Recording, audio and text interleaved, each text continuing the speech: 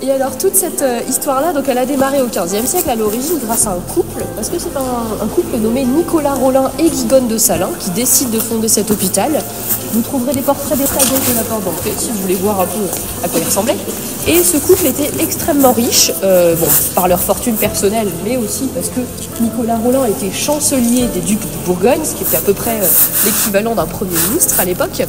Et donc ce couple très fortuné va décider de créer cet hôpital à Beaune pour soigner ce qu'on appelait les pauvres malades, donc plutôt des personnes dans le besoin, afin de répondre à un contexte un peu compliqué de guerre, de famine, d'épidémie, mais aussi parce que les Rolins étaient soucieux de se comporter en bons chrétiens et d'accéder au paradis après leur mort. En tout cas, c'est pour ça que les Rolins vont donner beaucoup d'argent pour cet hôpital, et particulièrement beaucoup d'argent pour les pauvres, ça on va en reparler. Mais je voulais simplement vous présenter ça ici, parce qu'en fait, cette salle-là, c'était la principale salle des malades, dans l'esprit des Rolins. Elle s'appelle la salle des pauvres, parce que justement, elle est pour les personnes dans le besoin.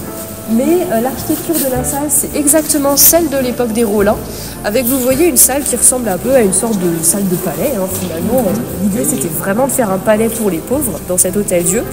Par contre, toute cette histoire-là un peu compliquée, elle explique qu'encore aujourd'hui, l'Hôtel-Dieu soit la propriété privée des hôpitaux publics de Beaune.